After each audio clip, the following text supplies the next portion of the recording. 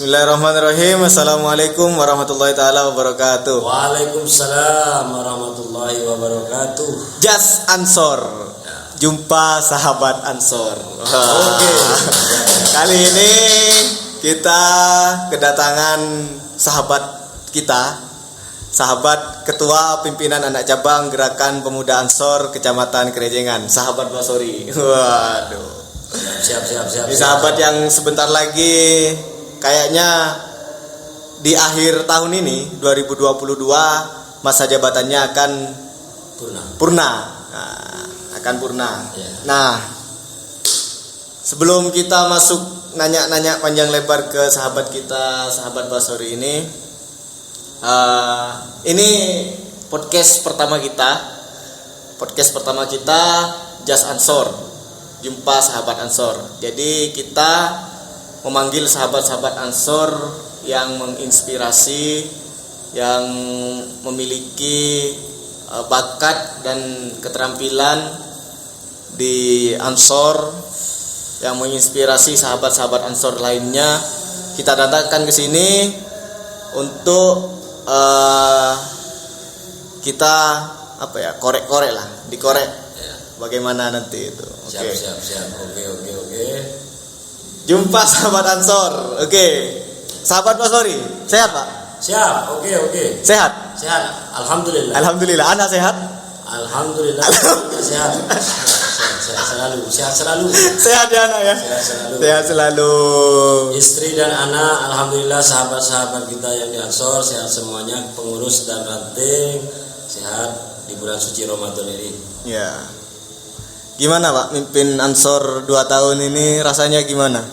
Alhamdulillah, dengan adanya beberapa jajaran dan kader ini, kita di Ansor bisa mendewasakan diri, mengatur emosi, mengatur kesabaran dalam berorganisasi.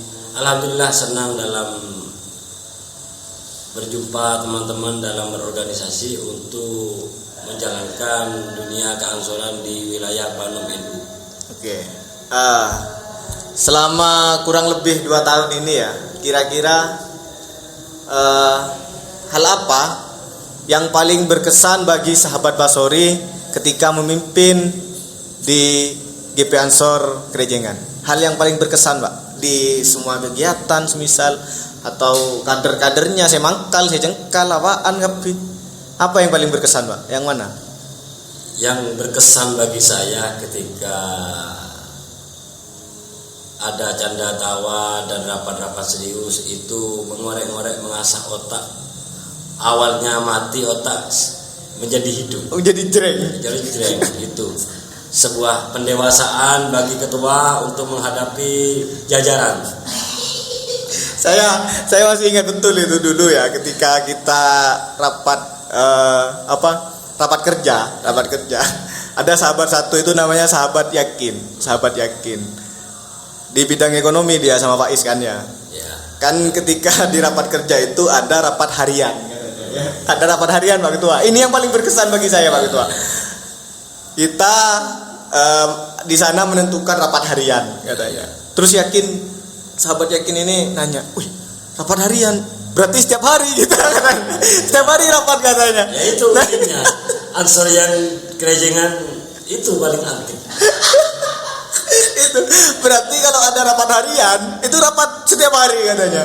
Padahal maksudnya rapat harian itu adalah rapat yang dilakukan oleh pengurus harian. Ya, pengurus harian. Entah itu dalam waktu bulanan atau dalam waktu ketika kita akan melaksanakan kegiatan. Ya. Gitu. Memang karakter pengurus di Aceh ini ada yang bahasanya itu standar, intelek dan alami. Nah, menghadapi orang-orang kader-kader, sahabat-sahabat yang pemikirannya bermacam-macam itu gimana Pak Ketua? Ya, kita mengalir sesuai watak-watak yang dialami jajaran pengurus.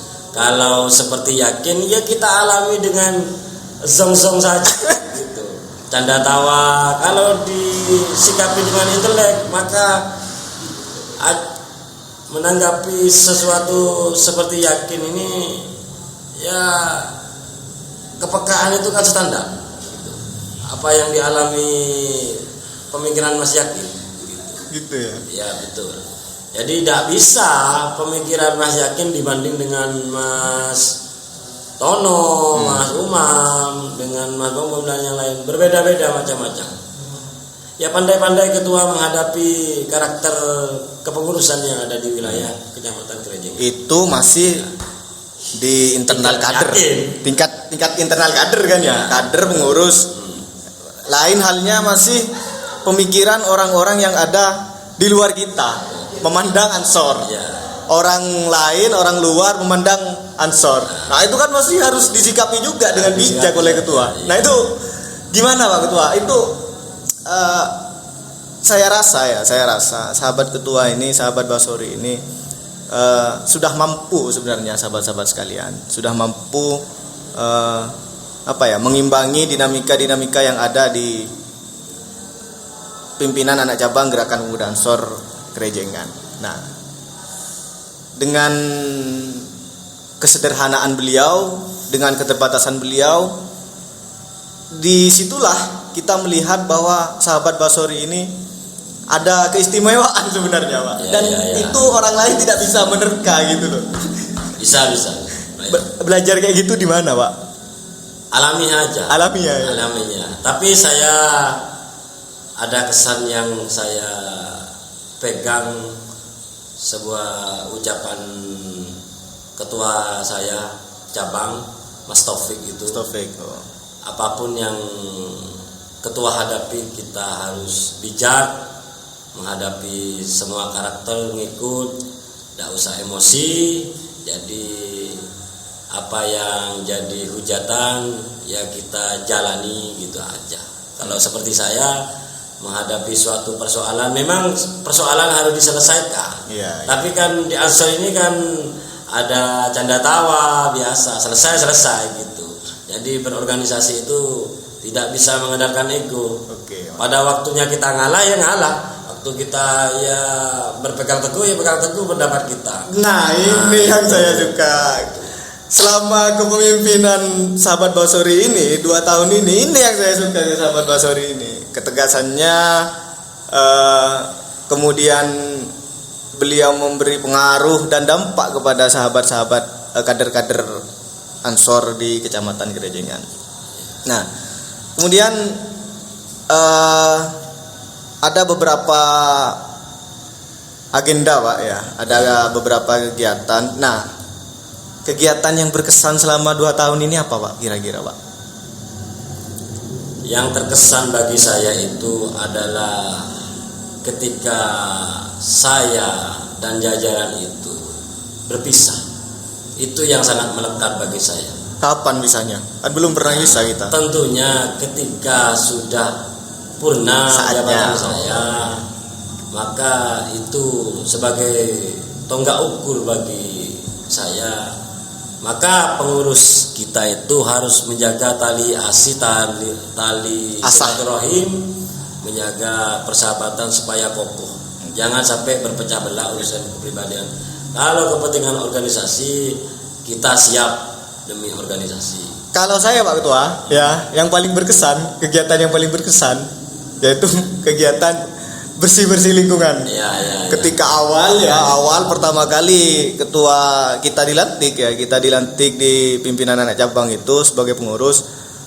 Di sana ditanyakan sahabat-sahabat, ada yang perlu digarisbawahi di sini.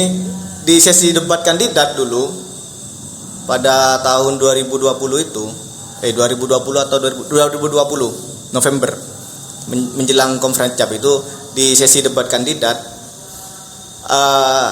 ada kesepakatan bahwa dalam waktu 3 bulan nah, ketua terpilih harus menyelesaikan program unggulan. Nah, sahabat Basori ini salah satunya adalah bersih-bersih lingkungan, ya Pak ya. Program unggulan salah satunya adalah bersih-bersih lingkungan. Maka ketika beliau selesai dilantik atau sebelum dilantik pun, pasca kemenangan di konferensi anak cabang itu, Nah, sahabat Basori ini langsung jor-joran. Sana, bersih-bersih di Widoro, bersih-bersih di Gedung Jaluk. Nah, yang paling berkesan di saya Pak Ketua ya waktu itu, kita bersih-bersih bukan bersih-bersih. Kita nambal jalan dulu di Gedung Jaluk. Kemudian bersih-bersih kuburan di Gedung Jaluk itu. Nah, kita nambal jalan dengan semen, dengan batu koral seadanya. Belum 1 jam kita selesai nambal, hujan turun. Hujan turun gitu. Itu yang paling berkesan Pak. Ya itu sudah.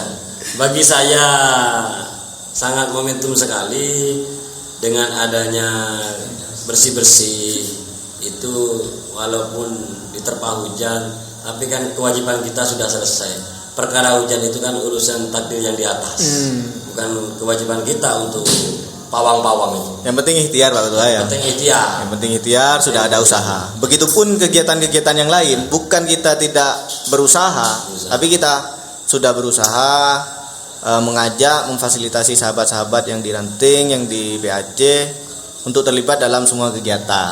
Nah, tapi apakah itu berjalan atau tidak, itu kan tergantung dari pribadi kita masing-masing. Kayak kemarin semisal ada ngaji digital ya. Ada ngaji digital untuk memperkuat dunia digital, dunia siber, entah itu di jurnalistik, di desain, kemudian di medsos. Nah, kita sudah mengundang sahabat-sahabat Ranting meskipun belum maksimal. Nah, mungkin itu yang harus kita jadikan acuan ke depan Pak Ketua. Kalau menurut saya Pak Ketua, ya. Pendekatan kita terhadap Ranting itu perlu itu Pak Ketua. Ansor ini sudah memberikan wadah terhadap kader, terhadap publik. Tergantung publik dan kadernya yang bisa mengambil langkah. Karena di era digital ini kita sudah memberikan support PAJ terhadap Ranting. Bagaimana Ranting kepekaan untuk mengaji digital itu?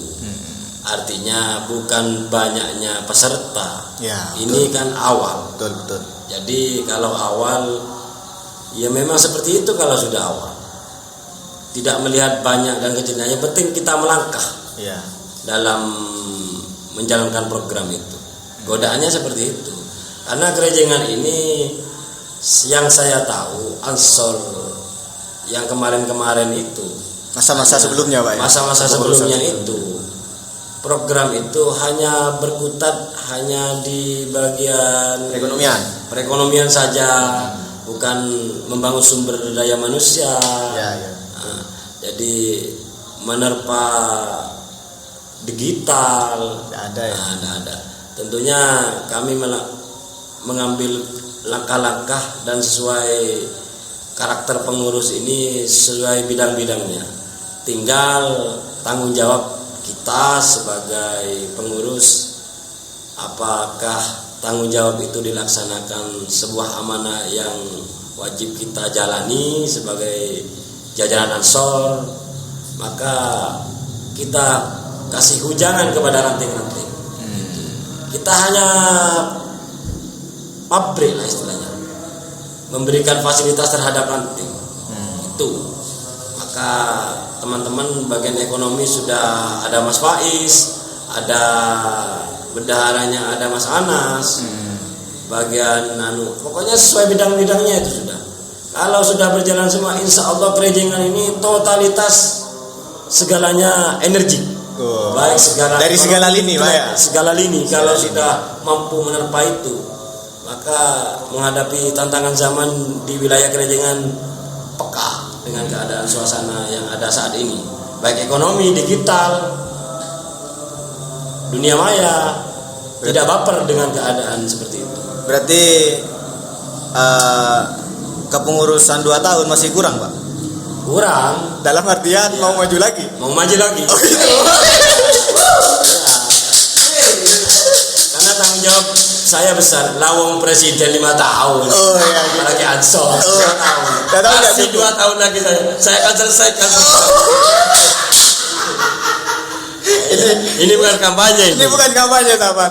Karena ya demikian memang adanya kan, 2 tahun nggak cukup memang. Iya. Apalagi ngurus organisasi 1 tahun di kampus itu kan 1 tahun, Pak. Iya. Ngurus organisasi itu, Pak, entah itu di BEM tingkat di fakultas itu memang nggak cukup. Tapi mereka bisa totalitas ya, di kampus-kampus itu bisa totalitas karena memang ada uangnya, ada dananya dari kampus. Sedangkan kita lillahi ta'ala berjuang penuh dan mencari dana pribadi masing-masing. Pribadi. Untung kita sekarang adalah Zisnu, Pak. Zisnu sebagai penopang kemandirian organisasi. Makanya itu kan tidak bisa kesempatan kita berkolaborasi dengan seluruh pihak, utamanya di Banom NU, itu tidak bisa kita lepaskan. Tidak bisa. Iya. Karena kita anak Banom harus makmum terhadap ketua Banom. Sinergitas dan kolaborasi itu penting. Nah, sebenarnya kita ini sudah terlambat, Pak Ketua. Iya. Sudah telat karena kan momentum Harlah tahun sebelumnya, Harlah yang ke-87 itu kan mengangkat tema pagar baja gerakan kita gini tuh. Ya. Apa temanya itu? Transformasi media juang. Nah kan ya, transformasi media juang, pagar baja gerakan kita. Sedangkan kita bertransformasi baru akhir-akhir ini. Ya. Kita mengajak sahabat-sahabat yang diranting untuk aktif di media, semisal di medsos akhir-akhir ini. Ini telat kita sebenarnya. Sebenarnya kita telat. Jadi karena memang tidak bisa, Ketua. Momentum Harlah tahun kemarin itu kalau di pusat memang ketika sudah transformasi media juang itu dicetuskan oleh atasan kita di pusat, memang ketika itu ada podcast 24 jam kayaknya selama beberapa hari gitu. Nah itu sebagai pembuktian bahwa transformasi media juangnya itu memang benar-benar dilakukan. Sampai sekarang, sampai tahun ini, podcast di tingkat pusat, di tingkat wilayah itu masih konsisten. Ya. Sedangkan kita yang di bawah masih mau dimulai ini.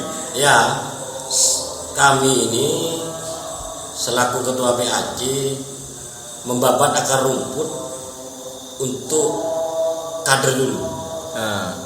Tentunya baru kalau sudah cinta ke Ansor, kader terpanggil, maka kita branding. Nah, itu kuncinya. Branding. Itu kuncinya, sahabat. Tidak ada kata terlambat karena masih setingkat PAC untuk acara medsos ini tidak ada kata terlambat.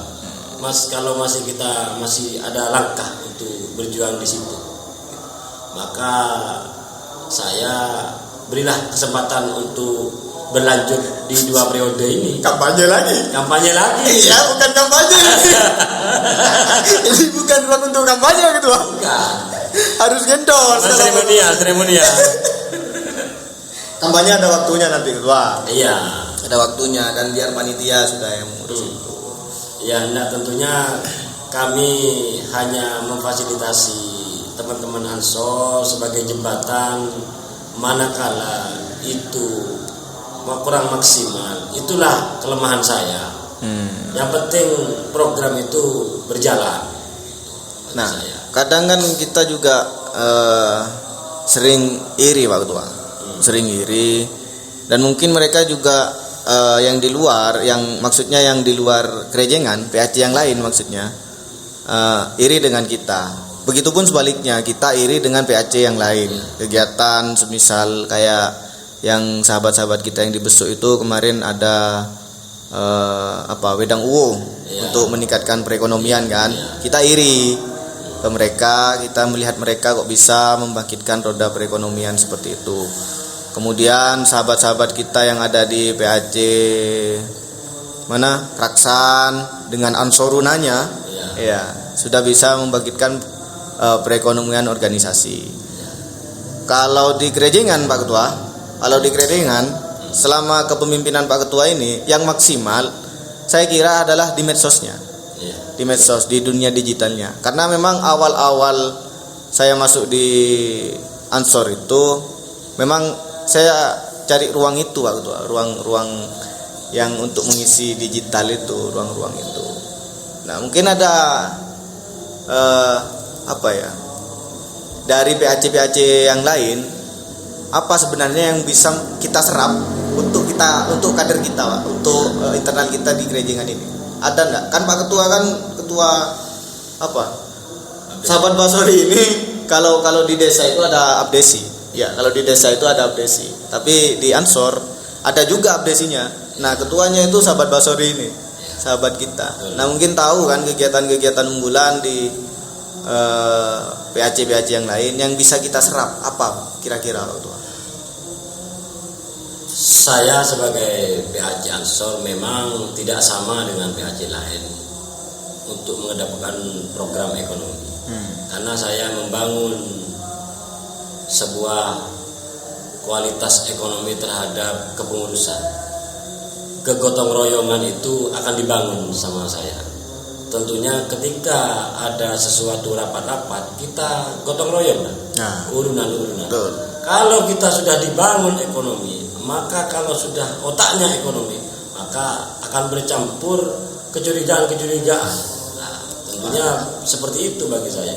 Jadi di Ansor ini bukan pegawai pengangguran semua, kan gitu. Sudah dibangun, ada yang guru, ada yang di desa, petani tulen, segalanya yang ada di wilayah Krejengan, pengurus PAC itu minoritas ada semua. Kecuali TNI dengan polisi tidak ada. Oh, tidak ada Pak. Ada ya. Di luar itu ada semua. Tidak mau ngerekrut Pak Ketua. Tidak mau ngerekrut. Ya kalau ada ya kita masukkan. Gitu. Kalau ada yang mau apa gimana itu? Ya kita cari dan ada yang mau kita ambil. Oh gitu ya. Berarti Ansor Krejengan siap menerima kader dari unsur TNI dan Polri.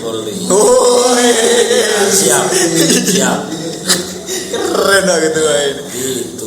Biar semakin gitu ya. Kalau KUA sudah banyak KUA banyak. Apalagi kemarin ketua KUA kita yang baru kan kader Ansor katanya. Kader Ansor Jombang itu katanya sahabat-sahabat. Kader Ansor Jombang, dia dulu di ketua Ibnu katanya di kecamatan di rumahnya itu. Kemudian di Ansor di Ranting. Ketua Ranting Ansor di desa mana gitu di Jombang. Kemudian beliau mendapat amanah, Pak siapa namanya, Pak? Enggak tahu. Lupa namanya, ya. Nah, beliau mendapatkan amanah untuk bertugas di KUA Kecamatan Krejengan. Nah, itu ya peluang juga untuk kita untuk semakin menjalin silaturahim kan, Pak ya. Melebarkan sayap. Karena sesuai apa yang ada di Indonesia ini kan beraneka ragam. Tentunya ngikut bangsa Indonesia kita, warga Indonesia, semuanya golongan yang penting mengabdi dan berkhidmat kepada Ansor kita terima. Dari golongan apa saja, asalkan Ahlus Sunnah wal Jamaah. Oh iya itu kuncinya Pak. Iya. Asalkan NU. Nahdlatul Ulama. Ya itu yang terpenting bagi saya. Karena Ansor ini saat ini agak seksi sudah modelnya sekarang. Seksi itu gimana Pak? Seksi itu? Saya kok mana-mana kalau seksi itu. Iya, karena jangan sikap seksi itu kan pandangannya jorok. Iya, makanya saya kan minta kejelasan seksi itu seperti apa. Seksi itu dilihat di depan oke, di belakang oke, gitu. Artinya segala sisi itu kepengurusannya beraneka ragam, gitu. Ada semua. Ya? Ada semua. Dari menteri ada, dari BUMN ada, Dishub juga ada. Ada. Iya, lupa sahabat. Ya, ketua kita ini adalah bertugas di Dishub. Nah, di Dishub beliau ini sering ngepam di Pasar Semempir biasanya, Pak ya. Ya, Pasar Semempir. Wah, hikmahnya di negara tidak diragukan, hikmahnya di NU tidak diragukan. Bukan kaleng-kaleng ketua kita ini. Begitu sudah. Ya awal jadi guru lah, pengabdian di bangsa. Oh ya dulu ya. Mengabdi di negara. Oh iya. Sekarang mengabdi di NU. Dulu mencerdaskan anak bangsa. Ya, sekarang mencerdaskan anak jalan.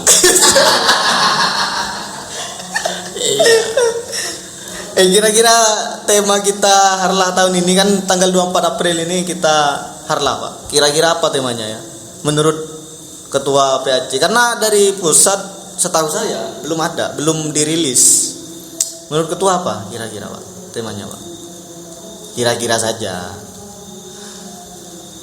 Menghadapi tantangan globalisasi. Itu aja. Wah, sudah kemarin itu kayaknya yang media transformasi media juang itu kan sudah menghadapi globalisasi itu sebenarnya.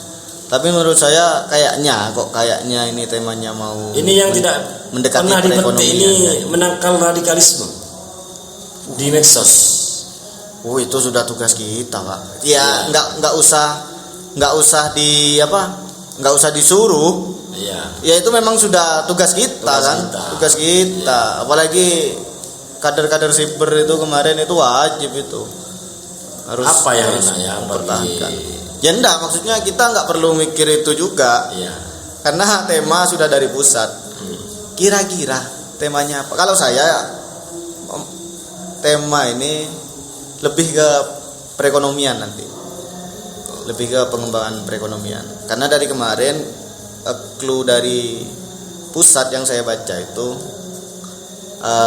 ada beberapa kegiatan di pusat untuk sahabat Ansor yang ada di tingkat bawah sampai ke ranting itu. Pusat itu mempersilahkan sahabat-sahabat yang memiliki usaha untuk mengupload usaha yang sahabat miliki di Instagram ya. Kemudian tag akun pusat, akun GP Ansor pusat, dan mereka yang di pusat itu akan ikut mempromosikan produk-produk yang sahabat-sahabat yang ada di bawah ini miliki gitu. Tentunya dipilih. Nah, dari clue itu saya beranggapan bahwa tema kita ke depan, tema kita yang ini, yang Harlah tahun ini adalah kebangkitan ekonomi itu dah. Pokoknya masalah-masalah ekonomi itu. Gitu. Kalau bagi saya sebagai pribadi menghadapi politik kebangsaan. Loh, keren. Menghadapi politik kebangsaan itu, kalau ekonomi itu kan sudah umum itu. Oh, tapi kan pasca pandemi ini, Pak, pandemi ini kan ekonomi merosot. Iya. Ekonomi merosot. Jadi untuk menstabilkan kembali, maka perlu lagi ada daya dorong, ada dorongan dari atas. Ya, ndak mengasah jiwa kepemimpinan muda untuk memilih sesuai apa yang jadi naluri kebangsaan kita. Jangan sampai terongrong situasinya. Iya, tapi kan kita nggak ikut politik, Pak. Ya, kita kan partai. Iya, kita hanya membaca situasi aja. Gitu. Menghadapi tantangan politik kebangsaan, kan gitu. Yang bagus itu. Wah, itu politik kebangsaan itu. Dulu saya sudah pernah ngajak sampean ya. Untuk podcast juga ya. Bukan podcast, talk show. Ya. Ansor Talk. Talk show dengan beberapa pihak untuk menghadapi pilkada serentak kemarin itu. Gimana? Nggak ada yang berani.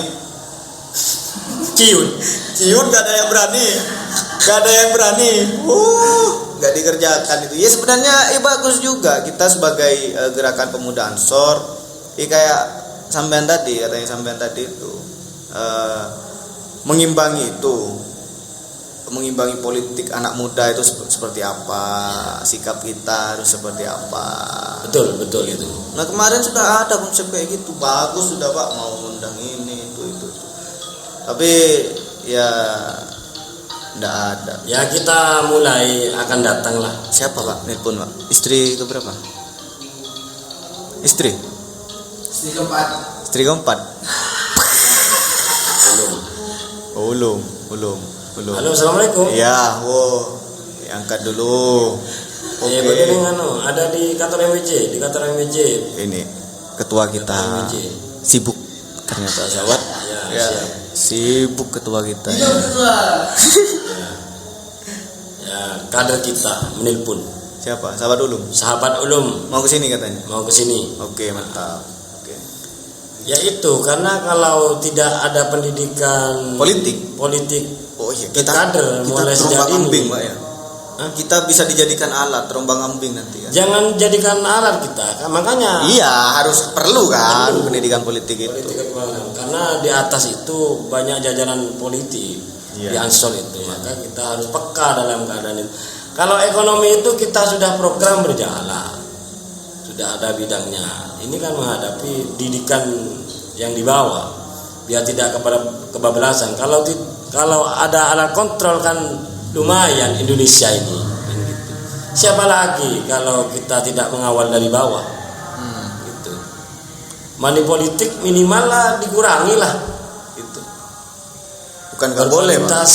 Money politik katanya nggak boleh. Tidak boleh. Tapi kan bisa memfilter. Tapi kan di lapangan Wallahu tidak alam. sesuai fakta. Wallahu alam. Wallahu alam kan gitu. Oke, saya kok pening kalau bahas politik, Pak ya. Iya. Pening saya kalau bahas politik. Karena saya bukan politikus. Ya, mulai tapi meraba-raba. Ya, tapi pendidikan politik saya ya tahu lah sedikit-sedikit gitu kan. Kemudian distribusi kader, Pak. Ya, nah, distribusi kader di tiap ranting, keterlibatan seberapa besar keterlibatan mereka. Saya pengen tahu ini, sahabat-sahabat di rumah juga kayaknya pengen tahu seberapa besar keterlibatan kader kita di beberapa kegiatan yang ada di desa. Semisal di BUMDes, Karang Taruna. Ya. Apakah di setiap desa yang 18 ranting ya, 17 desa dan 18 ranting di Kecamatan Kerejengan ini, kader-kader kita itu masuk ada pos-pos sendiri di desa? Ya, himbauan saya bagi para ranting mengisi dan membantu desa setempat untuk mengorbitkan desanya dan membantu hal-hal terkait hajat untuk pergerakan di program desa. Toh itu di bagian Karang Taruna, di BUMDes, yang minimal sumbangsi pemikiran. Tenaga itu yang paling penting. Karena Ansor ini kan namanya GP, gerakan harus gerak. Okay. Jangan melempem. Oke, makanya kan jas kita ini lengan pendek. Ya. Karena kalau ada perang nyaman nyincing. Ya, nyaman nyincing. Katanya gue sampai itu. Gue sampai itu. Kenapa kok pendek ini? Karena ketika ada sesuatu yang urgent di lapangan, kita siap langsung nyincing ini katanya. Tidak sembarang. Karena lengan pendek ini bukan kekurangan kain, karena memang sudah ada filosofinya. Ya itu salah satunya kata Gus Habib itu. Ketika PKD itu kemarin. Iya. Itu yang paling penting. Karena Ansor itu tidak boleh melempem, harus gerak. Gitu. Harus membantu masyarakat yang di sekitar, baik sosial atau kegiatan-kegiatan keagamaan, utamanya mengawal ulama, mengawal kegiatan-kegiatan yang ada di wilayah Kerejengan. Kayak itu Pak, kifayah ya. Kifayah. Kita harus berperan juga. Karena itu membangkitkan, mengingat kita pada saatnya kapan kita akan masuk juga. Oh iya. Dan kayaknya petugas kifayah yang muda itu nggak ada, yang tua-tua aja Pak ya. Karena ada dikasih peran. Iya, makanya kan ya beberapa inilah kalau di desa saya sendiri. Saya juga dilibatkan di kifayah itu. Alhamdulillah di dusun dilibatkan dan mungkin banyak juga kader-kader kita yang ada di ranting mana terlibat juga di pengajian semisal Pak ya. Rutinan pemuda, sholawatan gitu. Ya alhamdulillah lah ranting ini di 17 desa ini profesi akademisinya itu berbagai macam. Ada di bidang keorganisasian waktu di Kapus di PMI, di keagamaan, pondok pesantren, semuanya pernah dijalani. Maka tidak mengulah, tak terkejut lah. Ya, tidak terkejut. Kalau kemarin-kemarinnya kan Ansor yang kemarin sebelum saya itu kan kalau dilihat cuman bukan mengorek-ngorek yang pekerja semua Pak kayaknya Pak kemarin itu Pak. Iya kan Pak ya? Iya betul. Kayaknya pekerja semua. Ya akademisnya ada tapi setahu saya kan masih kader baru juga Pak. Iya betul. Nggak tahu karena kan kalau berbicara sebenarnya bukan membandingkan ya mungkin ini yang disebut seksi menurut sampean tadi Pak ya. Iya. Kepengurusan kita, kader-kader kita yang sekarang fresh. Dilihat dari lututnya betisnya menggiurkan. Artinya semuanya terbaca berjalan gitu itu. Baik wajah ataupun tubuhnya baguslah dinilai. Oke Pak. Terakhir Pak ya, Ya, betul. Perbincangan kita terakhir ini. Oke. Sekarang banyak kader kita Pak ya. Ya bukan banyak, ada beberapa kader kita yang sudah menikah. Ya. Nah, sampean kan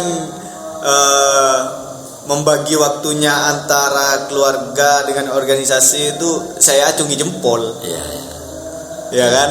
Bisa membagi waktu antara keluarga dengan organisasi, anak-anak, istri itu bisa diatur sama sampean. Nah, tipsnya tolong Pak dikasih tips Pak. Saya kan mumpung belum nikah saya butuh tips. Mungkin sahabat-sahabat yang di rumah butuh tips juga itu. Oke, para sahabat yang ada di luar sana, untuk para kader-kader ini tip bagi ketua PAC Ansor. Ya. Nah, untuk membagi waktu antara keluarga dan organisasi tentunya tidak mudah karena sudah kehidupannya sudah dapurnya sudah terbagi antara organisasi dan keluarga. Maka waktu itu apalagi saya kehidupan saya itu bukan hanya di organisasi satu saja, di Ansor saja, di beberapa organisasi. Tentunya kepercayaan itu, support bagi istri itu, alhamdulillah saya ini di Ansor ini didukung penuh oleh istri. Kapanpun diizinkan untuk keluar, jam berapapun diizinkan oleh istri. Karena dari awal saya masuk di Ansor itu direstui oleh istri. Bahkan ceritanya dulu ketika mencalonkan diri Pak ya. Iya. Tanda tangan itu kan didampingi oleh istri sampean Pak. Ya, didampingi istri saya. Kan? Iya. Didampingi istri itu, didampingi itu dan saya tahu betul itu. Selalu saya sama istri yang pertama ini. Oh. Dan yang terakhir. Iya. Oke. Semisal ada pernah nggak Pak dikunci dari luar itu enggak pernah ya berarti ya? Alhamdulillah selama itu masih dalam lingkup Ansor, jangka waktunya itu tidak sampai 1 minggu. Alhamdulillah tidak dikunci. Kecuali ada hal-hal yang namanya keluarga, tidak ada namanya tidak libur. Saya masih ingat 1 tahun yang lalu sahabat Anas, sahabat bendung kita ini. Iya. Ada kegiatan waktu itu kalau nggak salah perayaan Harlah yang kemarin. Kita sampai malam kan di kantor MWC, perayaannya di kantor MWC. Sahabat Anas ini jam 12 ya hampir jam 1 ngotot untuk mau pulang. Sedangkan yang jomblo-jomblo ya kan ya yang masih kuat teker-teker ini masih bertahan. Iya, sahabat Anas itu. Ya, saya lihat. Buktikan nanti ketika kalian sudah mempunyai istri dan anak katanya. Seberapa lama kalian bisa nongkrong dengan sahabat-sahabat Ansor kayak sekarang ini? Karena tidak mudah, bukan urusan perang dengan keluarga itu, perang sendirinya, gitu. Artinya kalau sama keluarga itu bukan urusan menang-menangan, urusan perasaan soalnya. Karena sudah berbagi waktu. Kalau tidak betul-betul ikhlas sang istri, yang jelas jam 12 ke atas kayaknya sudah cemberut, sudah mulai merengek sudah. Kalau tidak terbiasa berorganisasi, berarti harus saling ngerti Pak ya. Saling mengerti. Ya. Alhamdulillah tidak ada hambatan sampai saat ini dalam berorganisasi untuk keluarga bagi saya. Saya diikhlaskan oleh istri saya. Bahkan acara di Ansor itu saya pernah double acara itu di cabang dengan di BAC. Pulang ditelepon lagi waktu ke cabang, oke siap, monggo mas, Wah, itu yang saya salut sama istri saya ini. Kemarin juga ketika ngaji digital itu. Iya. Kan sampai ngantarkan istri dulu kan. Iya, ngantar ke Surabaya kan ya? Iya, ke Surabaya. Bukan ke Probolinggo. Ke Probolinggo tes apa gitu. Iya. Kemudian langsung ke sini waktu. Iya. Itu pembagian waktunya itu yang kader-kader Ansor perlu ikuti. Iya. Perlu ikuti. Jadi sahabat-sahabat Ansor di luar sana itu ya perlu juga lah sharing dengan ketua kita ini bagaimana membagi kewajiban yang ada di rumah itu terpenuhi, kewajiban yang ada di organisasi itu juga dijalankan oleh ketua kita seperti itu. Ya, maka dari itu tipnya itu sudah memberikan kepercayaan, tidak boleh ditutup-tutupi. Kalau acara Ansor ya acara Ansor. Jangan nyeleweng ke yang lain. Nyeleweng yang lain. Bilangnya acara Ansor ke istrinya tapi Ansori. Iya. Itu bahaya itu ya. Bahaya itu. Okay. Ya, luka sedikit kepercayaan sudah sirna itu bagi istri. Karena bukan mengedepankan akal, perasaan. Iya, betul. Itu. Jangan dilukai kepercayaan itu. Itu ya, sahabat-sahabat sekalian, imbauan dari ketua-ketua kita, jangan sampai melukai istri kita. Gitu. Apapun kegiatan kita di Ansor itu harus kita sampaikan ke istri. Jadi di rumah itu tahu, paham, sahabat-sahabat yang di Ansor juga tahu. Saling terbuka berarti harus terbuka, Pak. Ya, cara cari istri yang semisal kalau memang berarti ke saya ini. Iya, kader-kader Ansor. Yang jomblo berarti. Ya, yang jomblo. Yang paham minimal lah pernah berorganisasi. Ya, yang tahu organisasi gitu. Paham. Karena jalan keluarnya itu karena seorang istri itu tidak melihat apa-apa, yang penting suami ada di depan mata, sudah bekerja, tidak boleh kemana-mana. Ada yang juga karena macam-macam pengurus ini, ada istri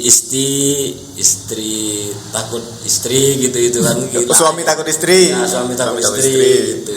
Kita punya sebutan untuk istri-istri kita, untuk istri bukan kita. Saya kan belum menikah. Istri-istri sahabat Ansor yang sudah beristri. Itu sebutannya Polda katanya. Ya, polisi dapur. Polisi dapur. Kalau mertua itu Mabes Polri. Mabes. Kalau sudah mabes berbicara, mau tidak mau harus pulang. Dipecat jadi mertua. Oke, teman-teman sekalian, mungkin cukup itu ya. Ya, siap. Kita ngobrol-ngobrol dengan sahabat-sahabat PAC yang lain, nanti sahabat-sahabat yang menginspirasi kita. Saya pengen Pak Ketua mendatangkan di podcast ini, mendatangkan beberapa sahabat-sahabat PAC yang berpotensial. Ya. Gitu. Nanti mohon dukungannya Pak Ketua. Ya. Betul. Bukan sahabat-sahabat PAC saja, Pak. Sahabat-sahabat Ansor, entah itu yang ada di Kota Keraksaan, atau yang ada di Kabupaten Probolinggo atau Kota Probolinggo. Yang penting membuat semangat wilayah kecamatan Gereja. Iya. Dan terlebih untuk semua sahabat-sahabat Ansor gitu, Tuhan. Oke, ya itu saja ya sahabat-sahabat, kita sambung berjumpa lagi di Just Ansor, jumpa sahabat Ansor di lain kesempatan dengan tamu yang berbeda. Itu saja dari saya. Allahul muwaffiq ila aqwamit thoriq. Assalamualaikum warahmatullahi taala wabarakatuh. Waalaikumsalam warahmatullahi wabarakatuh.